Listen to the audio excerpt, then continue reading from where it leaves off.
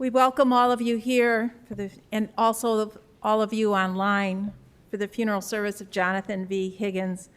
Just a gentle reminder for those of you that are present here in the chapel, if you have a cell phone with you, to please place it in the silent mode or turn it off completely. That would be appreciated. Services this afternoon will be conducted by Rabbi Scott Looper from Temple Beth Or in Montgomery, Alabama.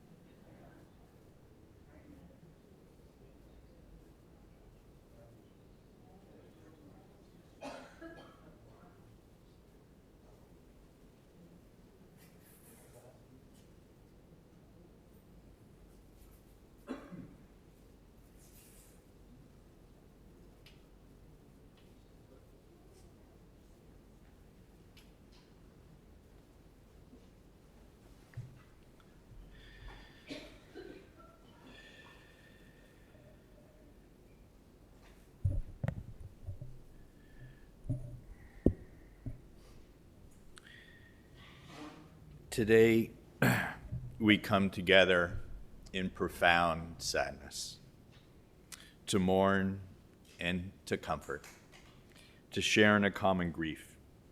Yet we are also here to remember, to find solace and joy in our memories of Jonathan. We turn now to God as we turn to one another, seeking understanding and healing of the soul. There's a poem by William Wordsworth. It's entitled "The Rainbow Comes and Goes," and at least for some, I think perhaps for all of us today, it resonates. The rainbow comes and goes, and lovely is the rose. The moon doth with delight look round her when the heavens are bare. Waters on a starry night are beautiful and fair.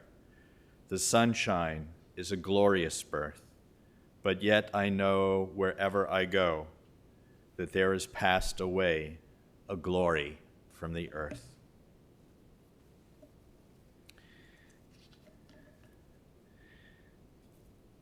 I think it's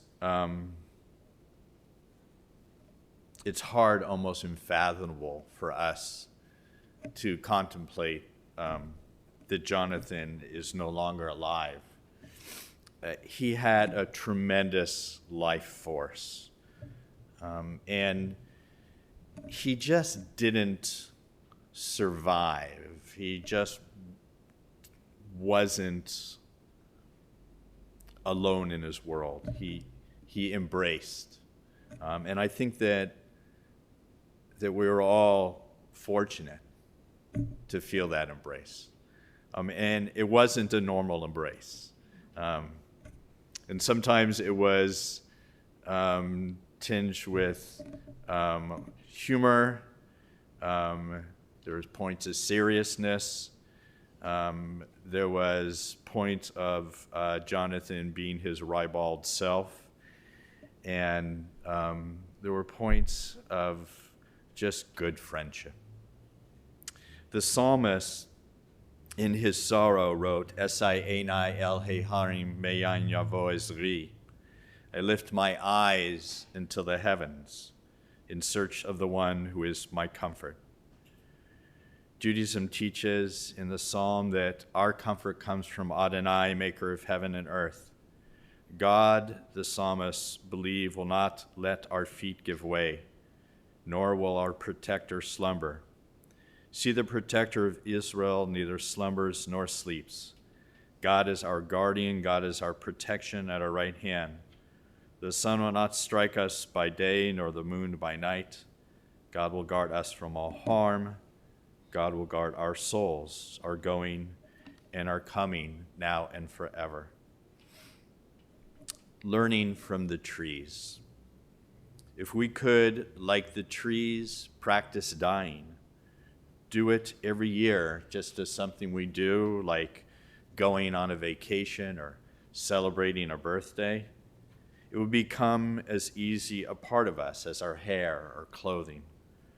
Someone would show us how to lie down and fade away as if in deeper meditation. And we would learn about the fine, dark emptiness, both knowing it and not knowing it. And coming back would be irrelevant. Whatever it is the trees know when they stand undone, surprisingly intricate, we need to know also, so that we can allow that last thing to happen to us, as if it were only an ordinary thing, leaves and lives falling away, the spirit complex, waiting in the fine darkness to learn which way it will go. The 23rd Psalm, I'm going to first chant it and then invite everyone to join with me. It's on the inside of your pamphlets in English. Mizmor leDavid, Adonai rohi lo esav, Bihino deshe yahabitzeni, Ame menochot yinachaleni, Nafshi yeshovev, Yancheni b'magle tzedek l'man shemo. Gam ki elech b'geit zamavet. Lo hirara ki etahimadi. Shivtecha u'mishantecha.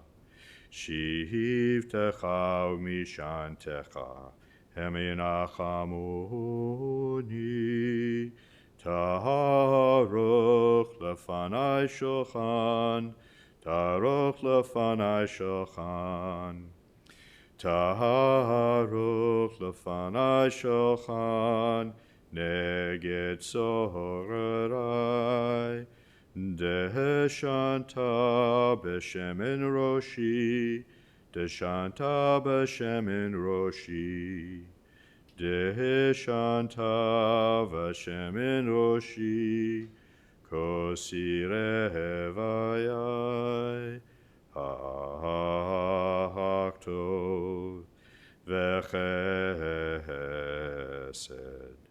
Yedefuhini, Kol yamei chayai, v'shavti v'veit Adonai, v'shavti v'veit Adonai, l'orech yamim. Together, the Lord is my shepherd, I shall not want. He maketh me to lie down in green pastures. He leadeth me beside the still waters. He restoreth my soul. He leadeth me in the paths of righteousness for his name's sake. Yea, though I walk through the valley of the shadow of death, I will fear no evil, for thou art with me. Thy rod and thy staff, they comfort me. Thou preparest a table before me in the presence of mine enemies. Thou anointest my head with oil, my cup runneth over. Surely goodness and mercy shall follow me all the days of my life, and I will dwell in the house of the Lord forever. Life after death. These things I know, how the living go on living, and how the dead go on living with them, so that in a forest even a dead tree casts a shadow, and the leaves fall one by one, and the branches break in the wind, and the bark peels off slowly, and the trunk cracks, and the rain seeps in through the cracks, and the trunk falls to the ground, and the moss covers it. And in the spring, the rabbits find it. I guess rabbis too, right? So in the spring, the rabbits find it and build their nest inside the dead tree so that nothing is wasted in nature or in love. So at this hour, we come face to face with that which is a challenge, with that which leaves us with feelings of loneliness and fear. But death does not take away memory, and in its sharing, we find comfort. So this afternoon, we're going to hear from some people in Jonathan's lives, sharing in their memory. But we're all here with memories of Jonathan. And I'm going to encourage all of you to share them with one another, and especially with Susan and with Robin and with their friends and family. Because when we hear memories, we are comforted, as difficult as they are at this time. So please share your memories and keep Jonathan alive in your hearts. We're going to first play a video from Brian. Brian is was a longtime colleague of Jonathan's. Hello, everyone.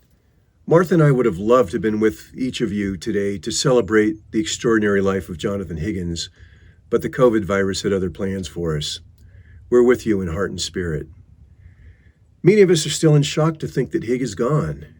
I always thought he was too irascible for the gods to take him. Now the angels have their hands full. Jonathan Higgins was an unconventional man, which is to say that he had some eccentricities.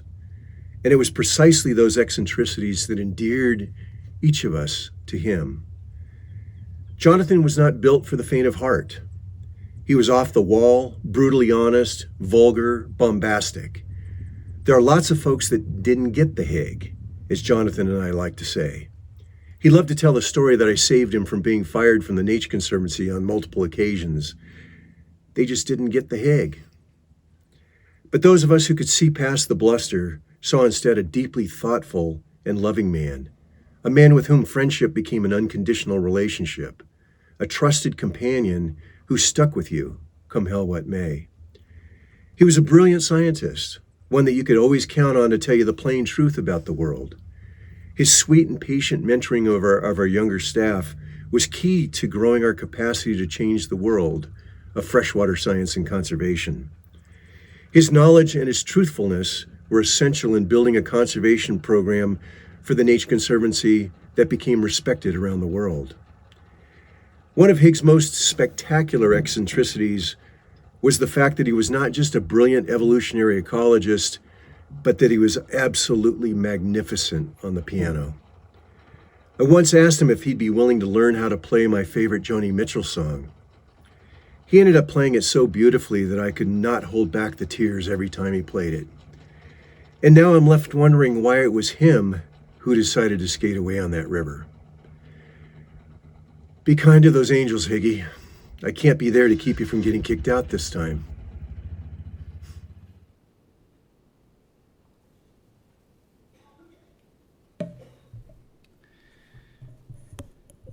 Sharing in memory is Jonathan's dear, dear friend, Eric, his childhood friend.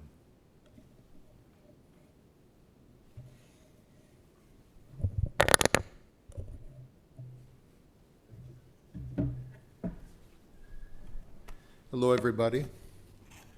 For anyone who doesn't know me, my name is Eric Gersheny, and on behalf of my extended family, I want to express our love and sympathies to everyone in the clan, and especially to Susan. Jonathan and I met and became fast friends at the Reverend Dr. Martin Luther King Jr. Lab School at age 9. I jumped a grade ahead of Jonathan at King Lab, but our friendship didn't waver, just the opposite. And I fell for John's immediate and extended family, and he fell for mine. Jonathan developed strong and independent relationships with my siblings and parents, my cousins, my aunts and uncles. Phyllis, Jonathan's mother, loved to tell the story that as teenagers we could get away with anything. While John was telling Phyllis he was spending the evening at my house, so don't worry, I was telling the same thing to my mother, which kept both of our mothers from worrying and gave us carte blanche to do anything. Jonathan regularly joined our family's weddings and bar and bat mitzvahs as both a member of the family and often to play piano as well, where he had such a fine groove. I was delighted to be part of his and Susan's wedding and marriage, and I can honestly say that their relationship gave him such a profound joy. It was wonderful to witness and share.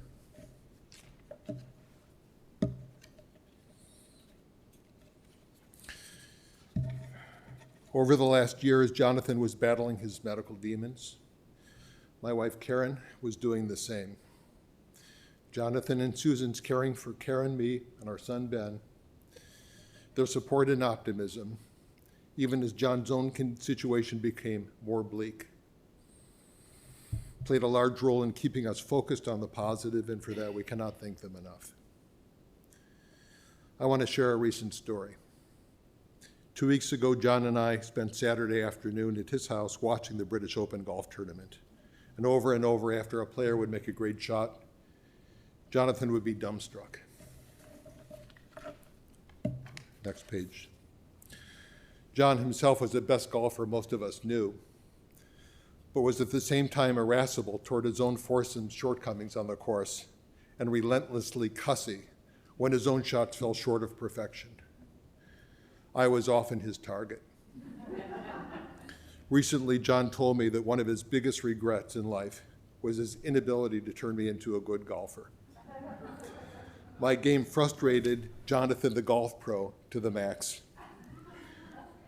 But Jonathan's most magical quality was that somehow through his exasperation, he remained incongruously and completely lovable. I want to step out on a limb to say that I know that I and the entire universe will always love him and miss him.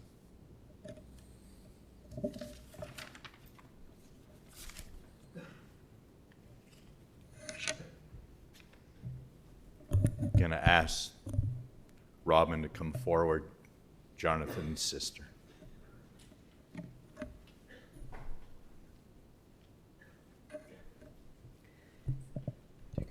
Okay. In life, there are basically two kinds of relationships: those you choose and those you are born into.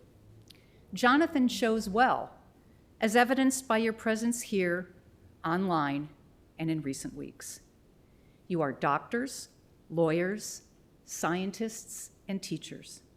You are artists, musicians, philanthropists, and writers. You work with your hands, your minds, and your hearts. You have fished with him, played cards, soccer, and music. You have traveled with him, wrote papers, laughed, and argued. You have loved him and been totally aggravated by him. But ultimately, you are here to honor the relationship you have with him, because Jonathan wasn't the only one who chose well. So did you. I witnessed the gentle and loving way Susan tended to Jonathan, and will always be grateful that they chose each other. I would like, however, to talk for just a moment about the people Jonathan did not choose, the family he was born into, May 16, 1958. Many of you met our mother, Phyllis, and ate at her dining room table. No one can deny the influence she had on Jonathan, encouraging him to the point of nagging to complete his education. She supported him in many ways, including buying gasoline for his VW bug named Curtis while he was a graduate student. When we were kids, she dragged us to every concert, play, and peace protest imaginable, and even though we often referred to her as the crazy lady with fuzzy red hair, we always knew she would be there when we needed her. Jonathan's many illnesses haunted her, but he approached them with the scientific mind that marked his career. Decisions he made were researched, analyzed, and data-driven. He approached his illnesses with courage and a determination that extended his life far beyond expectation. Our father, Jim, was a well-respected PhD educator for much of his career, but it began as an elementary school science teacher. Our dad taught us from the very beginning a worldview that included scientific categorization, observation, and experimentation. He took us for walks in Harm's Woods, where we would go down paths looking at leaves, rotting logs with all kinds of bugs and beaver huts. We listened, looked, and identified a variety of birds and sometimes butterflies. We learned about which side of the tree moss grows and that mushrooms could be deadly. We attended all science fairs at Old Orchard Junior High School, which ironically is located less than a mile from here. Winters contained visits to the museums and conservatories of Chicago, but summers held a different kind of learning and reflects our dad's love of the outdoors. I would be remiss if I did not talk about Lake Cabotogama. Every summer, the three of us went fishing in the waters of northern Minnesota on the shores of Lake Cabotogama, staying at the Rocky Point Resort. It was really beautiful. We would go out early in the morning and late in the afternoon when the fishing was the best. We baited hooks with live minnows either through the eyes or through the mouth. You had to be quiet in the boat. Sound travels. We caught mostly walleye and northern. We learned that all you really need to clean a fish is a sharp knife and a pair of pliers. All you need to cook a fish is cornflakes and a hot fry pan. We bought Mars bars from the office, went to the garbage dump to watch the bears, caught frogs and toads, and looked at the night sky learning the constellations. The lessons about respect, responsibility, and amazement for the outdoors have stayed with me. Jonathan turned them into a career. My brother and my dad are alike in many ways. They share initials. Our dad's name is James Vernon Higgins. His son, Jonathan Vernon Higgins. They both have PhDs. In addition, they share a management style. I learned at a very early age that at the end of the day, there is only one way to do things, the JVH way, and I had two of them. With Jonathan's death, the JVH line ends. I will never have another JVH in my life, but their influence and voice will always be with me. And then there is me, his older sister. I have always been a part of his life. The first time Peter and I visited John and Susan at the farm in Wisconsin, we were sitting in the living room area. Jonathan was rummaging through his tackle box when he suddenly threw a package of plastic worms in my lap.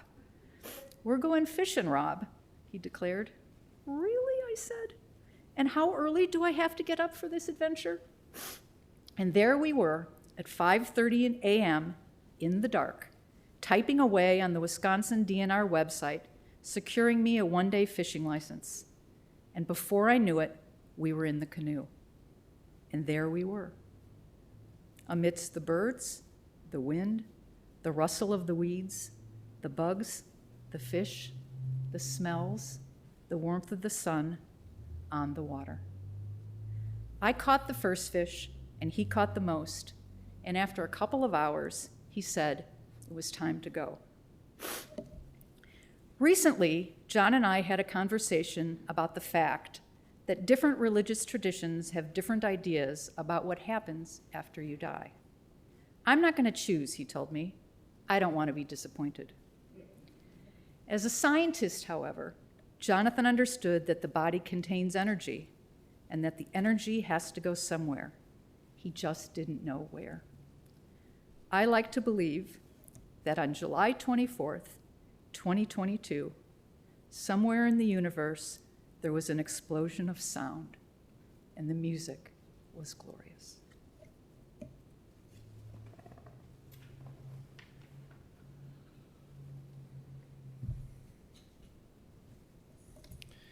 It's my pleasure to call upon Joe. Joe is college buddy and Jonathan's fishwife.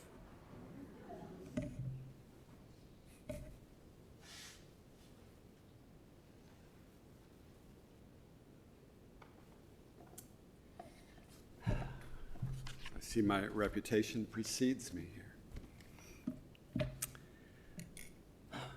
Hello, everybody. I'll try to do this. What can I say in a few moments that will do right by a lifetime of friendship? So many of the adventures and pleasures of my life and a few of its mishaps have involved John. We met the first day of college. In fact, I think John was the first person I met at Cornell. We have taken fishing trips together every year for more than 30 years. Once, when John was staying at our house after one of those fishing trips, as he often did, my younger son, Henry, who was 6 at the time, looked at me and asked, "Are you and John brothers?" I have loved him. There were times he infuriated me, a two-way street, no doubt. I have fought with him. I have stood by him. I have basked in his sweetness. I have bristled at his criticisms and benefited from a few of them. I have ribbed him as he did me. I have relied on him, on his know-how, his practical knowledge, and his readiness for chances, good and bad. I have been humbled by his generosity. I have laughed with him uncontrollably into the night at fireside in a cold camp many times. Together, we sought out and found great beauty, and we took it in.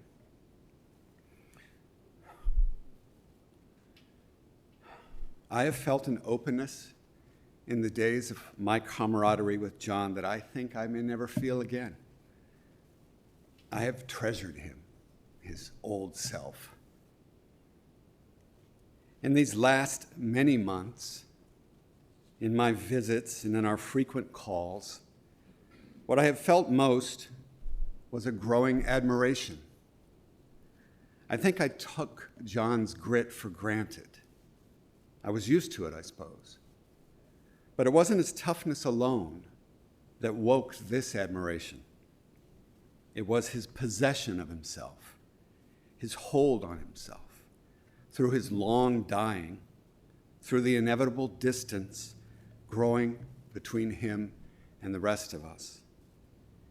He lived up to himself, his undiminished capacity to love the day, his fidelity to others, that was his generosity. To the end, he owned himself. May others be able to say the same of each of us. I'd like to share something that John wrote, a few words of explanation. First, John and I used the term Habibi for each other for years. It's an Arabic word for dear friend or darling, sweetheart. It's easier, of course, to call each other that in a foreign language. Second, John was always giving me books, mostly books about fish, aquatic insects, angling, where to fish, how to fish better, how fish live, how people 400 years ago felt about fish, What is the life cycle of a caddisfly? Why that matters to your success on the river, etc. Knowledge is love, right? In 2010, he gave me a different kind of book, a book of last poems, death poems, selected by Harold Bloom, called Till I End My Song. And John wrote this on the cover page. Habibi, the last cast of the wand is inevitable. A final catch at the end of a glorious day in the world so beautiful it is beyond words. My last poem shall be releasing a fish to live another day and a walk up the canyon for the last time. Last October, John and I ventured a final time to Wyoming. It was by no means certain that we would go, that he could go. Elevation and a lung full of cancer don't mix. But to quote Susan, saying goodbye to the river and the mountains is important. John was on oxygen 24 hours a day while we were there. It was a short trip, shorter than we expected. But we slung on fishing gear, vests, waders, boots, and the oxygen concentrator, and 6 hours worth of charged batteries. And with a cannula tube in his nose and a cane in his hand, John walked out that limb of a path slowly, very slowly, to the water. And we fished, carefully, stepping in the river. I joked with him that people one day would sing his legend, the man who risked death to fish for a final time in the Encampment River. I was only partly joking, of course. Late in the day, in what turned out to be our last day, as we sat on the shore, boots in the water, John's shoulders started to shake. At first I thought, he's laughing. Then I saw that my old friend was crying. Something I had never seen him do. It's so beautiful, was what he said. I will miss him more than I know. My dear companion, we were perhaps more than anything else, in fact, brothers.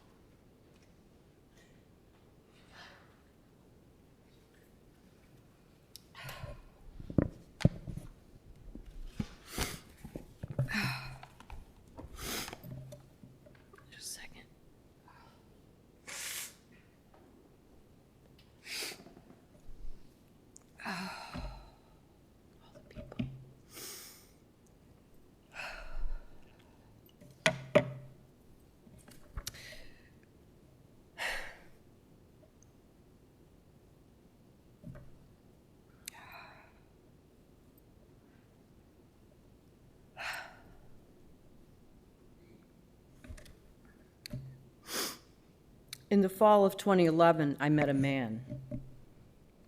I wasn't really looking for a man, but if I had been, he would have been 6'2".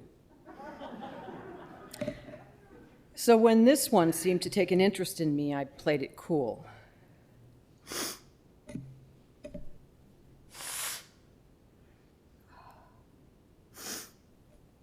I had been divorced for some years, and I was focused on guiding my kids through adolescence, which at that time was particularly challenging.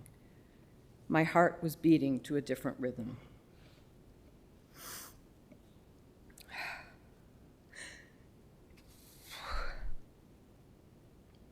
Jonathan and I met at a fundraiser for an organization we both supported, and Jonathan was recruited to lure me to join the board. So, despite his height, I agreed to get together. Once we met, I discovered how our lives had intersected and overlapped.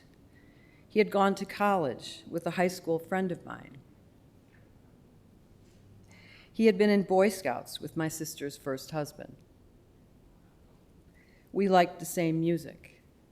We both loved the outdoors. I invited him to a party. He invited me to a play. I learned that he liked to cook, was a wonderful gardener, and played the piano. After dinner one evening, he sat down and started playing. Leon Russell, Van Morrison, Miles Davis, Joni Mitchell. As any of you who have heard him play might guess, I was becoming undone. He showed quiet, tender concern about the challenges I was experiencing with my kids. I was amazed at this, given he did not have children of his own. He was quiet with his affections, but there was a strength and a weight to his presence. I might even call it a power that drew me to him. This is how it began with Jonathan. We started things. I met his mother, his family and friends, and he mine. We traveled to visit friends and to my family's farm in Wisconsin. Then river trips out west, the Galapagos, the Amazon. It became inconvenient to live on opposing corners of Evanston. But living with my dog precluded living with his cats. It took some time before it dawned on us that the most obvious solution was in front of us. He could move in upstairs, the second floor of my two-flat, which for years I'd rented to tenants. Coming together at this stage of our lives, each with a lifetime of furniture, books, and art,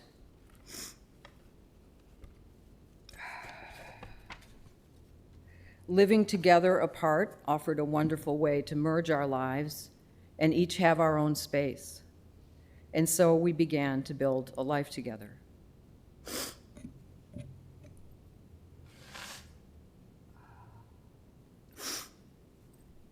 Jonathan loved the house on Isabella.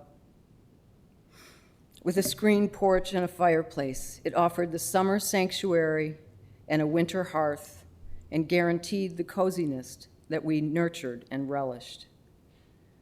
Jonathan could fix most anything. He never wore a watch or kept a calendar, but always knew when it was time to use the sprinklers, change the filters, clean the boiler, or rotate the tires. He became my super. Jonathan worked from home since well before we met, and our upstairs-downstairs life meant we could spread out during the day and then come together downstairs for meals in the evening before ascending for the night. We gawked at our good fortune to have found each other, to love where we live, to love our lives. As I was falling for Jonathan in the early days, one thing that pushed me over the edge was hearing about and then meeting the cast of his close friends.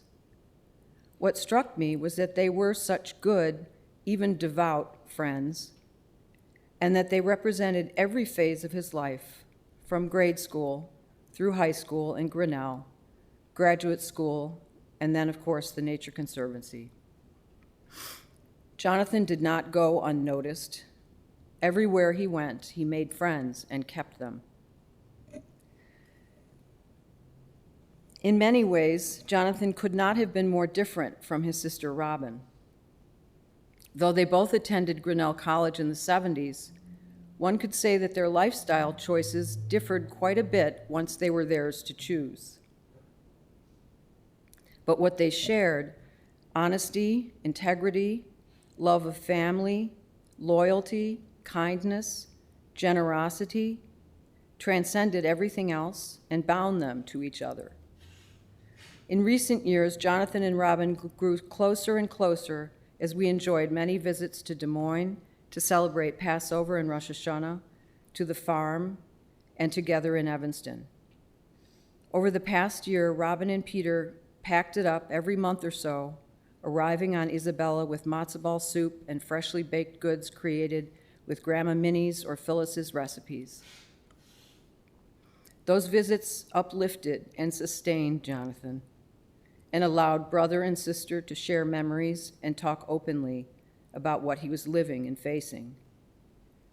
During this time, Robin and I operated as a kind of team, regularly sharing the thoughts, feelings, and challenges that we were facing. I'm so grateful to Robin and Peter for their presence in our lives, for the comfort it provided Jonathan and me. Jonathan's cancer almost took him in 2010, but he survived that bout.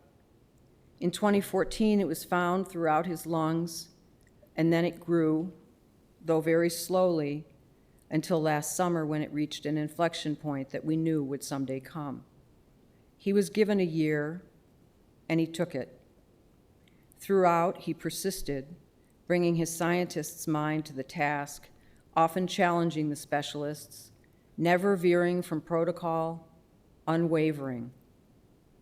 When we decided he would stop treatment and begin hospice in early May, my focus shifted as comfort became the goal.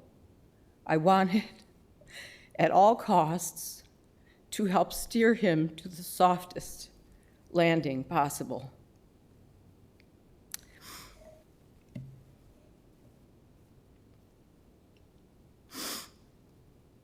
Merriam-Webster defines wingman or wingwoman this way: a pilot whose plane is positioned behind and outside the leader in a formation of flying aircraft, who helps, guides, or supports.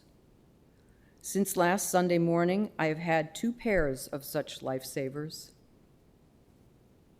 in the form of Robin and Peter and Chloe and William. With the most remarkable strength, love, and grace, each of them has been at my elbow, holding me up, and at times lying me down. I will forever be grateful. My wings have been doubly clipped for a long time, first by COVID, and then in the last year, as Jonathan was tethered to an oxygen machine, I became tethered to Jonathan. Released as I was last Sunday morning, I feel how tightly folded, how creaky and reticent my wings have become. It will be hard and painful to spread them. I hope I can in time. My wingmen and so many of you will help show me how.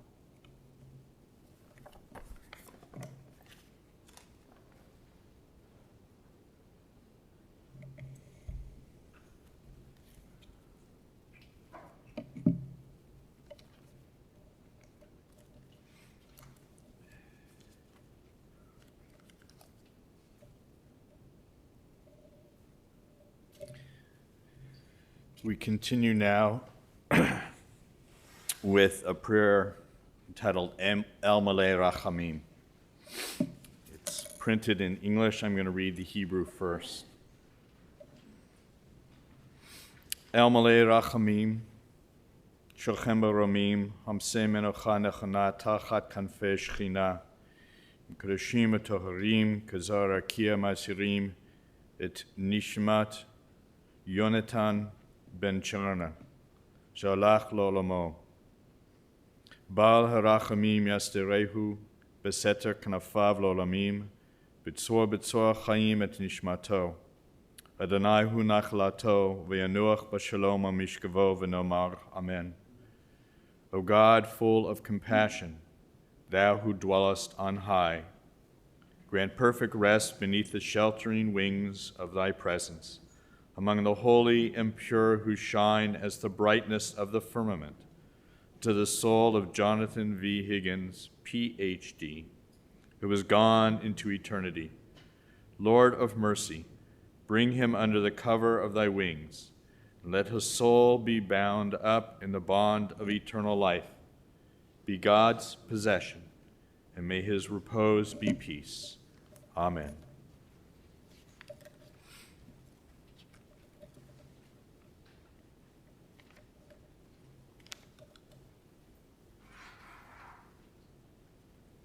And so I'm going to ask all who are able to rise as we join together in the mourner's Kaddish.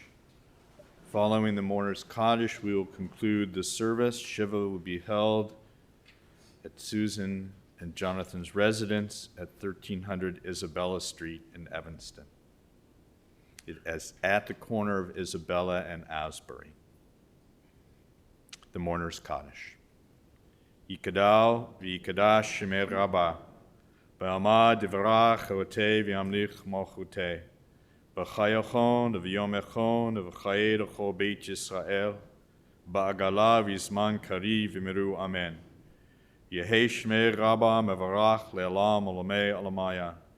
Yitbarach v'yishtabach v'yipa'ar v'yitroman v'yitnaseh, v'yitadar v'yitalei v'yitalal shemiru kudusha b'richu, le'ela min kol birchata v'shirata, tushbechata v'nechamata, da amiram be'alma v'miru amen. Yehei shlama Rabba min shemaya, v'chaim aleinu v'al kol Yisrael v'miru amen. Oseh shalom b'mromav, hu yaseh shalom, aleinu v'al kol Yisrael v'miru amen. May God grant peace to those who mourn and comfort all who have bereaved us. I'm going to ask all of you who are gathered here to repeat these words after me, speaking them to those who are in mourning. May God console you with all who mourn in Zion and Jerusalem. Amen.